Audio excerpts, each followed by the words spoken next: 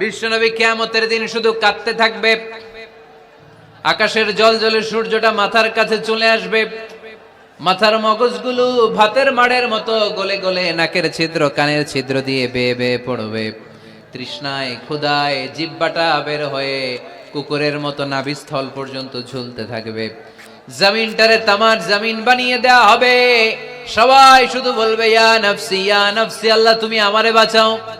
অলিরা বলবে ইয়া নফসি, শহীদরা বলবে ইয়া নফসি, নবীরা বলবে ইয়া নফসি, উম্মত বলবে ইয়া নফসি। সবাই বলবে আল্লাহ তুমি আমারে বাঁচাও, আল্লাহ তুমি আমারে বাঁচাও, আল্লাহ তুমি আমারে বাঁচাও।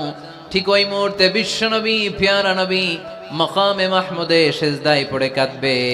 তিনি ইয়া নফসি না বলে চিৎকার করে কেঁদে কেঁদে বলবে উম্মতি উম্মতি রবলি হাবলি উম্মতি, ও রব আমার উম্মতকে তুমি বাঁচাও। পুরো কিয়ামত জুড়ে চিৎকার ইয়া নফসি, আল্লাহ আমারে বাঁচাও। বিশ্বনবী বলবে ইয়া উম্মতি, আল্লাহ উম্মতরে বাঁচাও। সুবহানাল্লাহ পড়বেন না?